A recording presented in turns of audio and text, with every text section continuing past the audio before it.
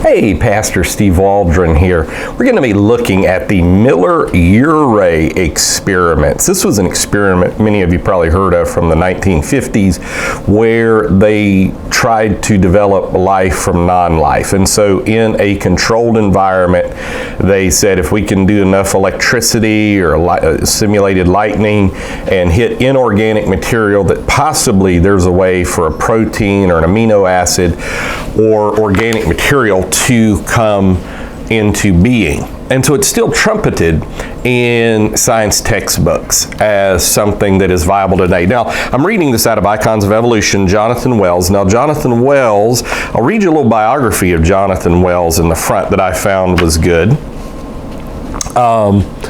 So the Army called him back in from reserve status. I'm starting in the, not in the first sentence of this paragraph, just for the sake of time. In 1968, this is Jonathan Wells. He chose to go to prison rather than continue to serve during the Vietnam War, kind of like Muhammad Ali there. Okay, so he subsequently earned a PhD in religious studies at Yale University, where he wrote a book about the 19th century Darwinian controversies.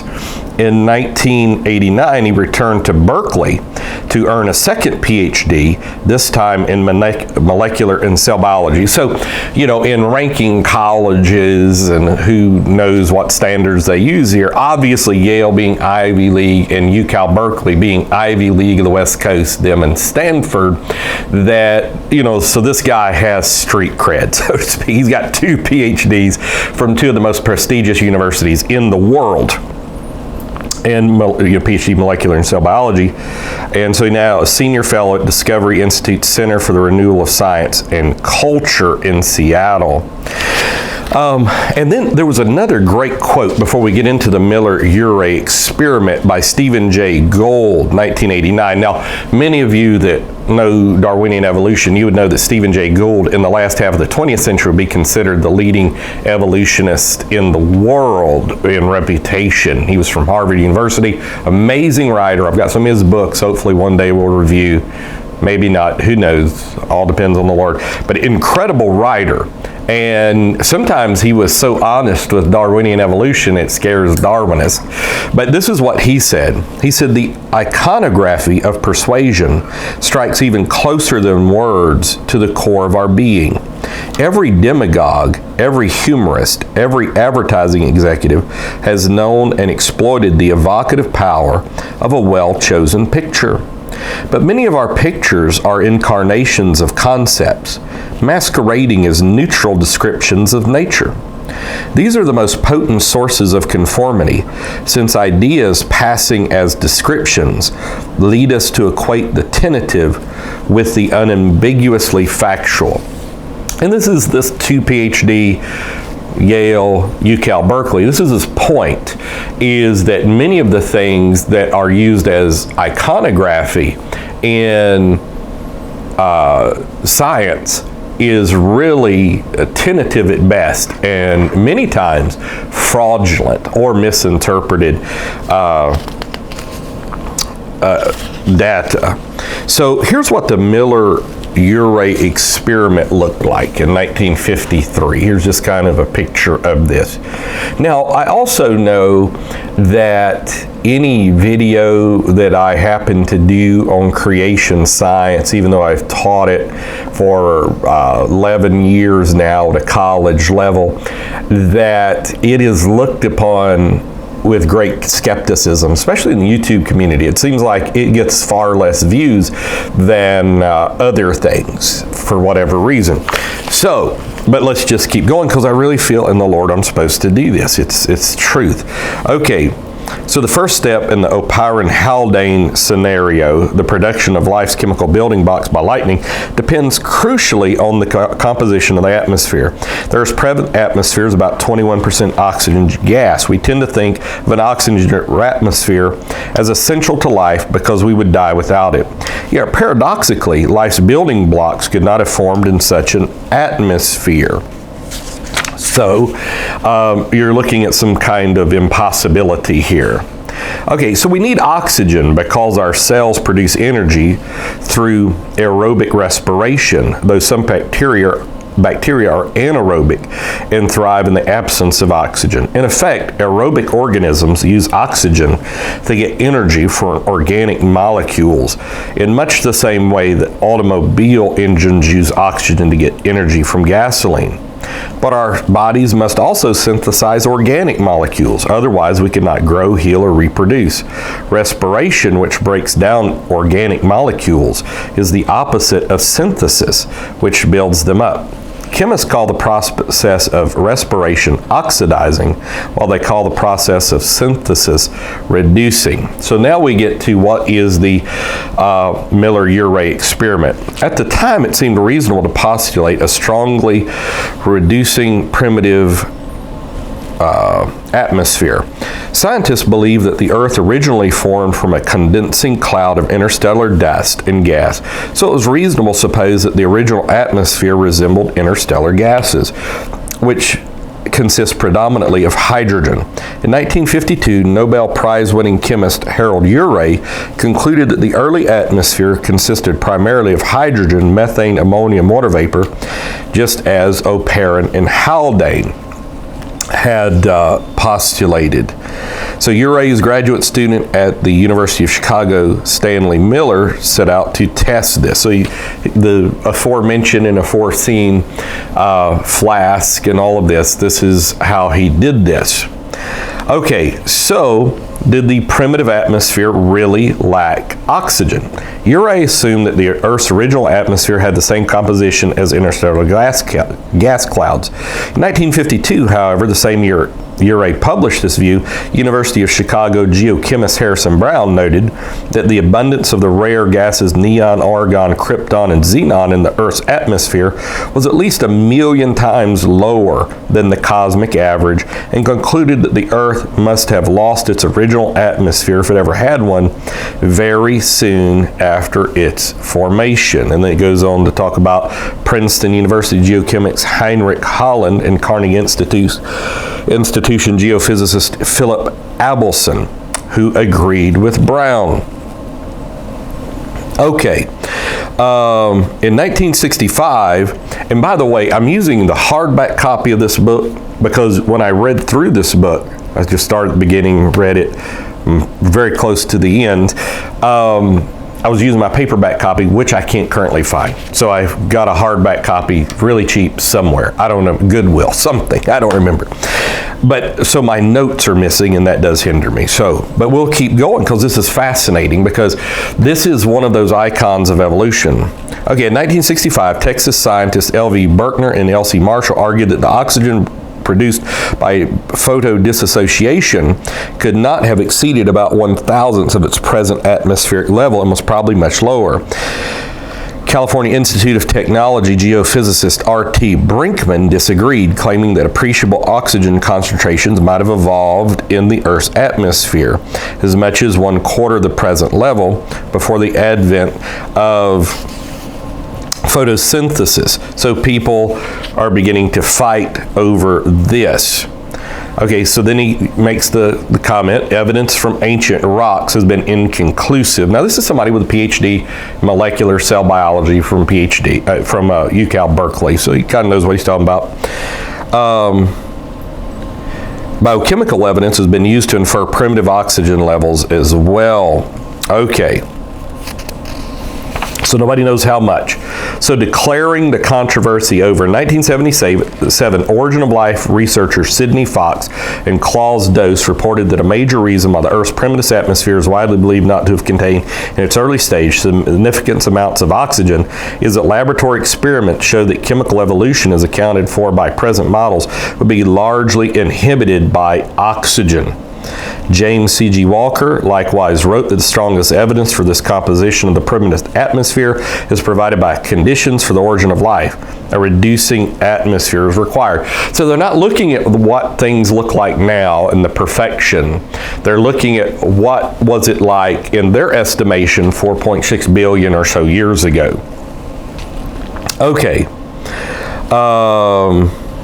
Participants at a 1982 conference on the origin of life agreed that there could not have been free oxygen in the early atmosphere because reducing conditions are required for the synthesis of the organic compounds needed for the development of life. That same year, British geologists Harry Clemmy and Nick Bedham wrote that the evidence showed from the time of the earliest dated rocks at 3.7 billion years ago, Earth had an oxygenic atmosphere. Clemmy and Badham declared it a mere dogma to claim that the Earth's early atmosphere lacked oxygen. So he says it's religious faith to believe that there was no oxygen in Earth's early atmosphere. And so you'll find this over and over again in discussions amongst scientists, that they constantly accuse the other one of having religious faith. So that's kind of interesting. But geological and biochemical evidence no longer mattered because certain influential scientists decided that the Miller-Urey experiment had demonstrated the first step in the origin of life, and they simply declared that the primitive atmosphere must have lacked oxygen. Clemmy and Badham were right. Dogma had taken the place of empirical science. So empirical science says there's oxygen. Miller-Urey experiment says to have lightning produce organic life from inorganic life, there must have been no oxygen. All the evidence says there's oxygen. So the Miller-Urey experiment becomes a dogma of religious faith. It's one of those iconographies that Stephen Jay Gould spoke of, and that takes the tentative and makes it an absolute. From a scientific perspective, this dogma puts the cart before the horse. Okay, so in fact, evidence for primitive oxygen continues to mount. Smithsonian Institution paleobiologist Kenneth Toe, now emeritus, reviewed the evidence in 1996 and concluded that the early Earth very likely had an atmosphere that contained free oxygen. The evidence Toe cited is usually ignored by people currently involved in origin of life research and has been for years. Ironically, however, not even this arbitrary dismissal of evidence saved the Miller-Urey experiment. Although geochemists were sharply divided on the oxygen issue, they soon reached a near consensus that the primitive atmosphere was nothing like the one Miller used. So the experiment that, I've heard about, and maybe many of you, and I read about it constantly in newspapers and newspaper journals and, Discover magazine, Scientific American, and on and so forth, Smithsonian even, if I remember, and that this happened. That in 1952, it was proven. Well, I was talking to atheists not long ago. They said it was proven in 1952 when it hasn't been proven.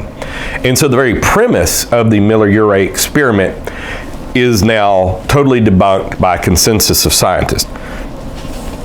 Okay, so Holland and Albany concluded in the 1960s that the Earth's primitive atmosphere was derived from volcanic outgassing and consisted primarily of water vapor, carbon dioxide, nitrogen, and trace amounts of hydrogen. Most of the hydrogen being lost to space, there would have been nothing to reduce the carbon dioxide and nitrogen, so methane and ammonia could not have been major constituents of the early atmosphere. And so they get on and on and on. So Abelson concluded, what is the evidence for a primitive methane ammonia atmosphere on Earth? The answer is that there is no evidence for it, but much against it. Emphasis in the original. In other words, the Oparin-Haldane scenario from the 1920s, Oparin was a Soviet scientist, Haldane, I think, was a British scientist, J.B.S. Haldane, very famous scientist. And the early atmosphere was nothing like the strongly reducing mixture in Miller's experiment. Other scientists agreed. In 1975, Belgian biochemist Marcel Florkin announced that the concept of a reducing primitive atmosphere, which was the basis of the Miller-Urey experiment, is not now considered geologically adequate. Sidney Fox and Klaus Does, though they argued that the primitive atmosphere lacked oxygen, conceded in 1977 that a reducing atmosphere did not seem to be geologically realistic because evidence indicates that most of the free hydrogen probably had disappeared into outer space and what was left of methane and ammonia was oxidized. Okay, and so according to Fox and Does, not only did the Miller-Urey experiment start with the wrong gas mixture, but also did it not satisfactorily represent early geological reality because no provisions were made to remove oxygen from the system. During a Miller-Urey experiment, hydrogen gas accumulates, becoming up to 76% of the mixture, but on the early Earth, it would have escaped into space. So the inference, according to Fox and Dose, concluding that Miller's synthesis does not have a geological relevance, has become increasingly widespread. Since 1977, this view has become a near consensus among geochemists. As John Cohen wrote in Science in 1995, many origin of life researchers now dismiss the 1953 experiment because the early atmosphere looked nothing like the Miller-Urey simulation. I'll let you look at a little chart here. And those of you that are scientifically inclined, I don't have a degree in science, but neither did Charles Darwin, just let you see that I have read many books on science, though, and scripture and the scriptural view of science and these type things. They're not mutually exclusive. As a matter of fact, it's the only one that fits all of the available evidence, best I can find. Science is search for truth, as they say. So what? Maybe a water vapor, carbon dioxide, nitrogen atmosphere could still support a Miller-Urey type synthesis, as long as oxygen is excluded. But Fox and Dose reported in 1977 that no amino acids are produced by sparking such a mixture. And Heydrich Holland noted in 1984 that the yields and the variety of organic compounds produced in these experiments decreased considerably. So, in 1983, Miller reported that he and a colleague were able to produce a small amount of the simplest amino acid, glycine, by sparking an atmosphere containing carbon monoxide and carbon dioxide instead of methane, as long as free hydrogen was present. But he conceded that glycine was about the very best they could do in the absence of methane. As John Hargan wrote in Scientific American in 1991, an atmosphere of carbon dioxide, nitrogen, and water vapor would not have been conducive to the synthesis of amino acids. So the conclusion is clear. If the Miller-Urey experiment is repeated using a realistic simulation of the Earth's primitive atmosphere, it doesn't work. Therefore, origin of life researchers had to look elsewhere.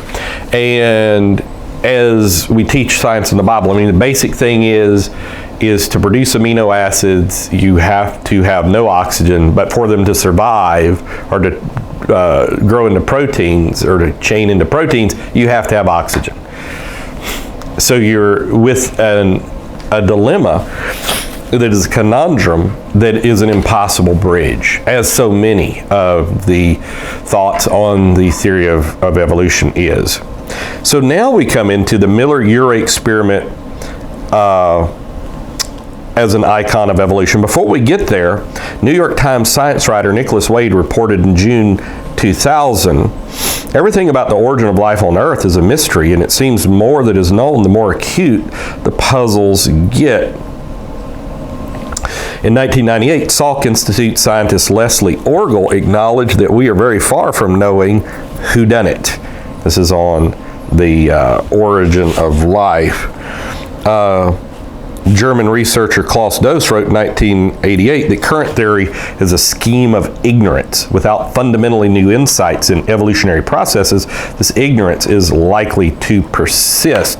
So in 1998, March, National Geographic carries a photo of Miller standing next to his experimental apparatus. The caption reads, "Approximating conditions of the early Earth in the 1952 experiments, Stanley Miller, now at the University of California at San Diego, produced amino acids. Once you get the equipment together, it's very simple," it says. Now, several pages later in the National Geographic, it explains many scientists now suspect that the early atmosphere was different from what Miller first supposed. But a picture is worth 1,000 words. Because most people don't read the article. Most people are going to see that picture. So the picture says it's a done deal. Later, buried in the article, in the lead, it's gone. All right, so many biology textbooks use the same misleading approach. The 2000 edition of Kenneth Miller and Joseph Levine's Biology, a popular high school textbook, includes a drawing of the Miller-Urey apparatus with the caption, "By recreating the early atmosphere, ammonia, water, hydrogen, methane, and passing an electric spark, lightning, through the mixture, Miller and Urey proved that organic matter, such as amino acids, could have formed spontaneously." Like the National Geographic article, the Miller-Levine textbook buries a disclaimer in the text. Miller's original guesses about the Earth's early atmosphere were probably incorrect, but even this is softened by adding that experiments using other mixtures also produced organic compounds. In any case, the textbook is quite adamant that the ancient atmosphere did not contain oxygen gas, when all the evidence says that it did. All the evidence says that it did. The college textbook Life, The Science of Biology by William Purvis, Gordon Arayans, and Craig Heller and David Sedeva tells students that Stanley Miller produced the building blocks of life using a reducing atmosphere such as existed on early Earth, that no free oxygen was present in the early atmosphere. This textbook gives no hint that most scientists now think the Miller-Urey experiment failed to simulate actual conditions on the early Earth. Even advanced college textbooks misrepresent the truth. The 98 edition of Douglas Futuyama, who's a big name in evolutionary and atheistic realms, evolutionary biology, includes a drawing of the apparatus Miller used to synthesize organic molecules under simulated early Earth conditions. The only thing Futuyama's book has to say about the controversy over primitive oxygen is that at the time of the earliest life, the atmosphere virtually lacked oxygen. In the latest edition of Molecular Biology, The Cell, a graduate level textbook by the National Academy of Sciences President Bruce Alberts and his colleagues, features the Miller-Urey apparatus and calls it a typical experiment simulating conditions on the primitive Earth. The accompanying text asserts that organic molecules are likely to have been produced under such conditions.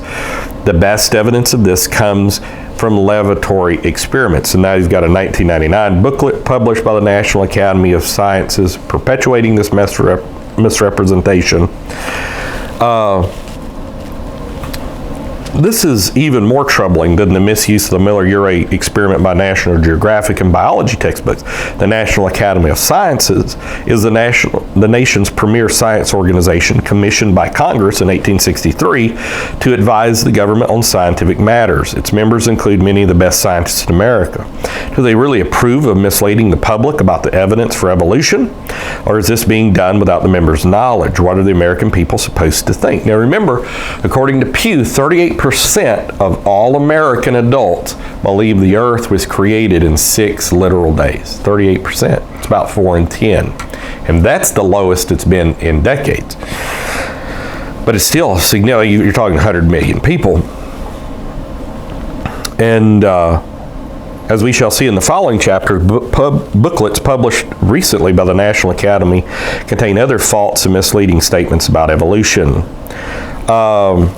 Now, here's the deal, too. His newest book is called Zombie Science, and I haven't read it. I've got it somewhere. Hope I could find it. I doubt it's probably boxed up. And anyhow. But it's how these things just keep on appearing. Science is not accurately representing this. In 1986, we're going to close with this, Robert Shapiro wrote a book criticizing several aspects of research on the origin of life. He was especially critical of the argument that the Miller-Urey experiment proved that the Earth's primitive atmosphere was strongly reducing. We have reached a situation, he wrote, where a theory has been accepted as fact by some, and possible contrary evidence is shunted aside. He concluded that this is mythology. This is by chemist Robert Shapiro, that this is mythology rather than science. Are we teaching our biology students mythology rather than science? So, God willing, I may go through several of these icons of evolution. I know it's boring, me sitting there reading. I think it's important to have the truth in historical record somewhere. And